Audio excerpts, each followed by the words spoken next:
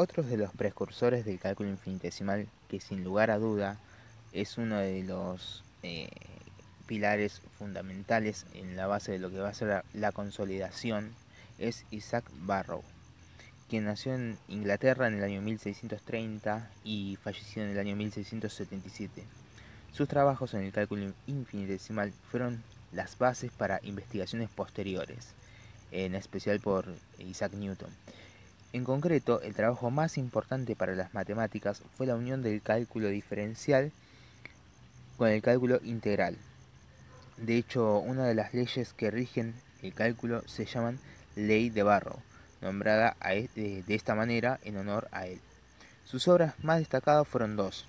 El primer teorema fundamental del cálculo, el cual consiste intuitivamente en la afirmación de la derivada e integración de una función, son operaciones inversas.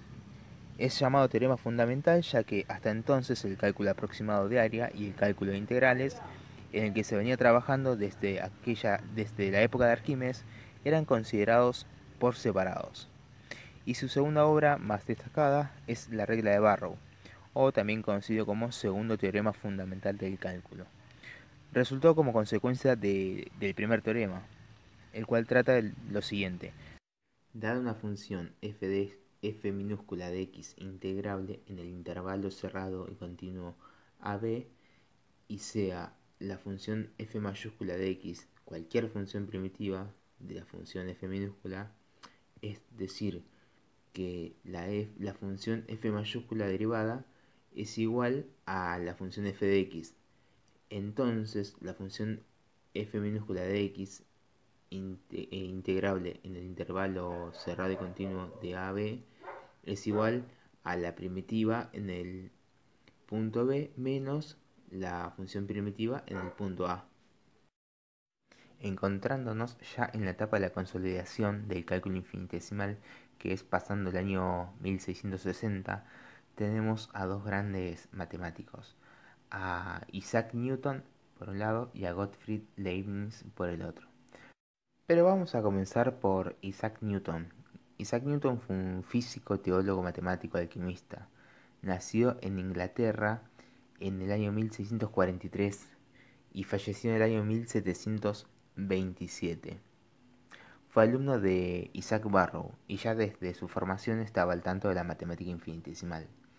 Durante el año 1665 aproximadamente, Newton tuvo que abandonar la Universidad de Cambridge debido a una peste abrumadora. Se volvió a su aldea natal, lugar donde maduraron sus ideas y conceptos de la matemática infinitesimal. En ese momento comparte su trabajo sobre la matemática infinitesimal solo con un grupo reducido de matemáticos, pero no los publica hasta tiempo más tarde. Dentro de sus aportes a la matemática infinitesimal se destacan 3 tratados y algunos pasajes del trabajo de los principios. El tratado Teoría de Series, el tratado de la cuadratura de la curvatura, el tratado de los métodos de fluxiones y series infinitas y el trabajo Principios. En el apartado 1 del libro 1 desarrolla sus métodos de las primeras y últimas razones. Lo que propone en las primeras y últimas razones son los fundamentos teóricos matemáticos para el tratamiento analítico de los problemas físicos. Él quería prescindir de las demostraciones indirectas y de los métodos de los indivisibles, el cual, bueno, resultaba malsonante y en algunos casos considerados algo como muy oscuro. Newton basa su matemática infinitesimal en las analogías con la cinemática, la filosofía natural y la mecánica física. Recordemos que la cinemática es la parte de la mecánica que trata del movimiento en sus condiciones de espacio y tiempo, sin tener en cuenta las causas que lo producen. A partir de Newton se afirma la existencia objetiva de un tiempo que transcurre independientemente de todos los sucesos. Todos los cuerpos se mueven en un espacio que es independiente de todos los cuerpos. Newton se sitúa en la línea tradicional de Demócrito, Kepler, Cavalieri, Wallis y Isaac Barrow. A estas magnitudes matemáticas que fluyen, Newton las llamó fluentes, es decir, fluyentes. Por ejemplo, X, Y, Z. Y a sus velocidades, que hoy las llamamos derivadas, él las llamó fluxiones. Y usaba la notación de, bueno, la- los fluyentes con un puntito arriba. O sea, X con un punto arriba, la Y con un punto arriba, la Z con un punto arriba.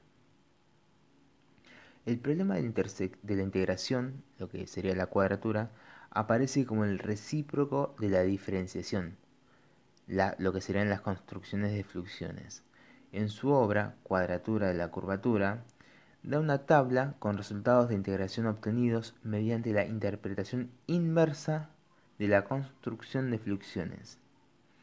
La integración es considerada en esos años como el recíproco de la diferenciación. Recién en el siglo XIX se las va a empezar a considerar como operaciones independientes. Por otro lado, Gottfried Leibniz, quien bueno, fue un matemático, filósofo, lógico, teólogo y político, fue muy influenciado por Descartes, Pascal, Arquímedes y Huygens, entre bueno, otros tantos pensadores de ese momento. De su adhesión ideológica con respecto a los indivisibles, emana un pensamiento de carácter filosófico gnoseológico. De estas dos ideas surge su trabajo El Cálculus. Leibniz, junto a Descartes y Euler, se convierte en uno de los creadores más significativos de la simbología de la matemática moderna. Las palabras de Leibniz eran las siguientes: en cuanto a las expresiones, es conveniente fijarse que sean cómodas para el trabajo inventivo, que será el caso siempre que represente la naturaleza más interna de las cosas. De esta manera se simplifica de forma increíble el trabajo de la mente. Leibniz se asesoró bueno, con muchos matemáticos sobre la elección de la simbología y a él se le debe las siguientes notaciones. Por ejemplo, la notación de diferencial, el símbolo de la integración. La palabra integral, bueno, fue introducida por los hermanos Bernoulli. La forma de escribir la proporción con dos puntos, el signo de la igualdad, la palabra función y bueno, muchas anotaciones más que escapan a este video. Debido a la mala memoria que tenía, que solía tener, acostumbraba a tomar nota de todas sus ideas o intenciones. Y en una carta con fecha del 29 de octubre del año 1675, escrita en París, Francia, data del nacimiento del cálculus. Será útil, en lugar de la totalidad de Cavalieri, es decir, en lugar de la suma de todos las y, escribir de ahora en adelante integral y diferencial y. Si por el contrario se da la integral de y diferencial y, que sea igual a, bueno, y al cubo sobre y al cuadrado sobre 2, se ofrece entonces inmediatamente el segundo cálculo, que convierte a la diferencial de y al cuadrado sobre 2 de nuevo en y. Igual que el signo integral aumenta la dimensión, el símbolo de la diferencial la disminuye. El símbolo integral significa una suma y el símbolo de diferencial significa una diferencia. Durante mucho tiempo tuvo la idea de escribir una expresión coherente sobre la matemática infinitesimal, una ciencia infinita, un trabajo llamado ciencia infinita.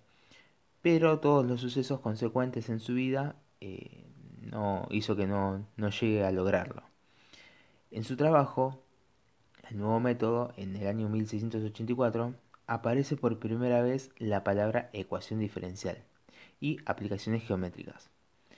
En trabajos sucesivos mostraría los alcances de nuevos métodos mediante ejemplos tales como resistencia elástica de una viga, medida de la energía, catenaria, etc. La ventaja del trabajo de Leibniz sobre el de Newton estaba en la manejabilidad de este mismo. Eso lo ayudaría a ganar una batalla que, bueno, Ahora a continuación entraremos en detalles. Leibniz era consciente de las magnitudes, de las contradicciones e imperfecciones de su concepto de diferencial y del tratamiento que le había dado a las magnitudes infinitamente pequeñas. Es por ese motivo que solía hacer reflexiones más de tipo dialéctico racionales con las intenciones de esclarecer un poco sus contradicciones e imperfecciones. Como ya dijimos anteriormente, en la etapa de la consolidación del cálculo infinitesimal tenemos a los dos matemáticos más conocidos con respecto a esto, a Isaac Newton y a Gottfried Leibniz. Gottfried Leibniz publicó sus estudios y resulta que Isaac Newton los había hecho mucho antes, 10 años antes aproximadamente. El tema fue que Newton no los publicó y se generó una gran revolución y un gran enfrentamiento entre Newton y Leibniz, más precisamente entre los seguidores de cada uno, ya que entre ellos había cierto contacto. Se le acusó a Leibniz de, de plagio y un sinfín de acusaciones que sufrió él durante muchísimos años. De hecho, este enfrentamiento terminó generando eh, un enfrentamiento político entre ambos estados a los cuales ellos pertenecían. En un momento, John Bernoulli propone un ejercicio, el cual, lo podría resolver solamente quien posea conocimientos de cálculo.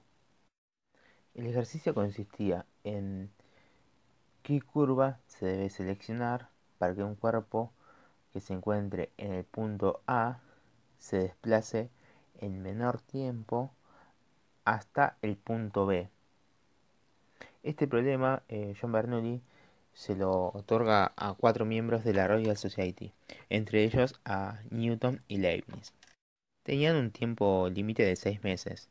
Leibniz entrega los resultados y transcurridos los 6 meses, como Newton no presentaba sus resultados, decidió esperar un poco más. Resulta que la carta le llega a Newton un año después, debido a que se encontraba del otro lado del mar. Newton logra resolver este ejercicio en apenas 10 horas en una noche y lo envía, pero no lo envía con su firma. Lo que Newton envió fue un anagrama, el cual fue considerado como extremadamente complejo.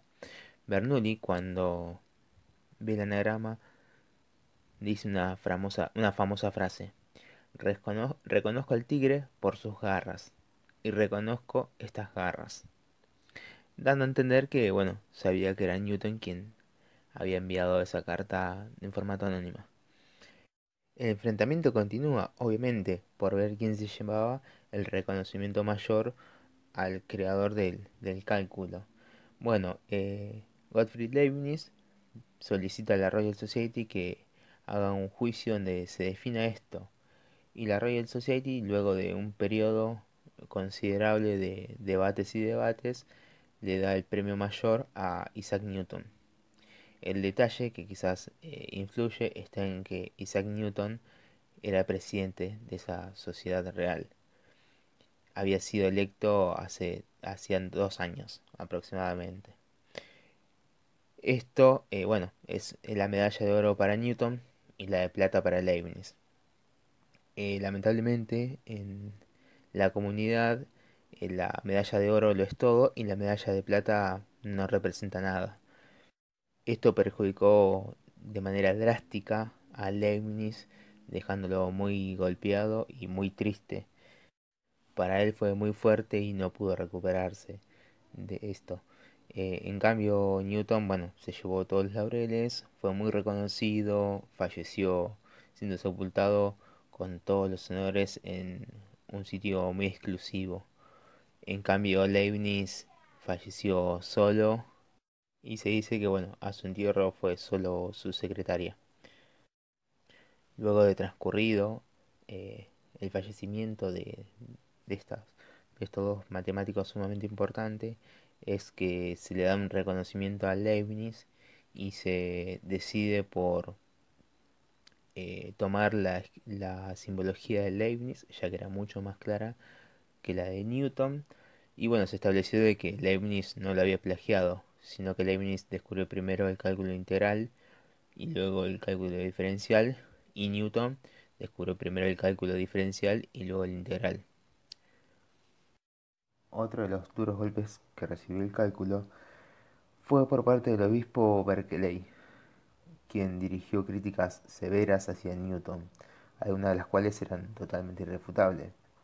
Es que el cálculo infinitesimal estaba construido sobre la noción de función y de límite, y eran conceptos totalmente ambiguos y confusos, que no estaban eh, todavía acabados.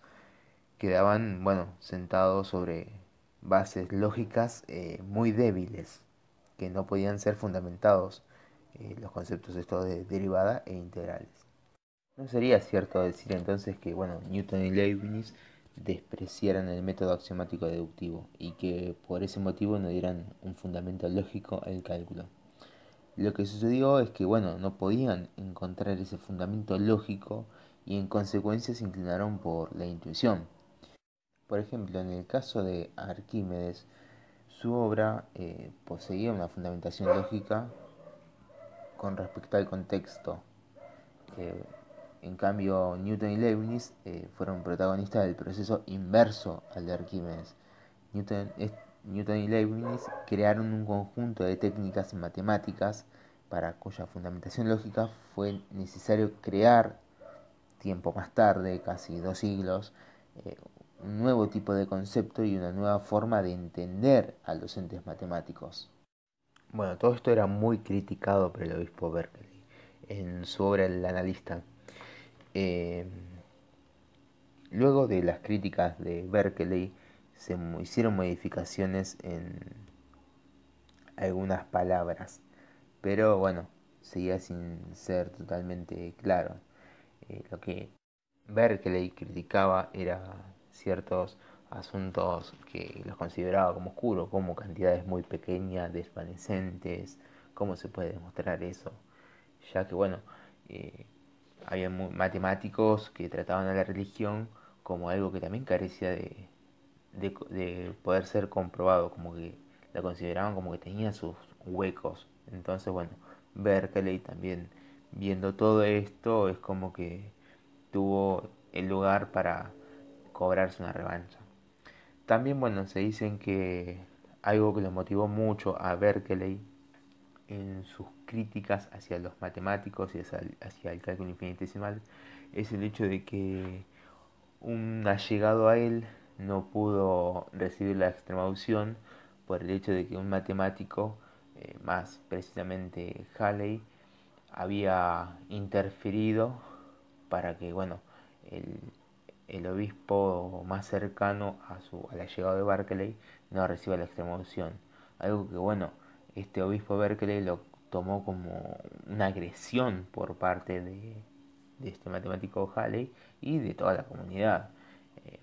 A eso sumándole de que los matemáticos juzgaban a la ciencia como, a la religión como algo que carecía de ciertas demostraciones y que no se podía comprobar, él vio este hueco y bueno, se cobró su revancha en su trabajo El Analista. Ya en el siglo XIX, matemáticos como Abel, Jacobi, Gauss, Cauchy, Weierstrass, Dedekind y Cantor ven con claridad que esto es un gigante sobre pies de barro, básicamente. Sometieron toda la doctrina a profundos análisis, eliminando todo lo que resultaba vago y lo ambiguo también.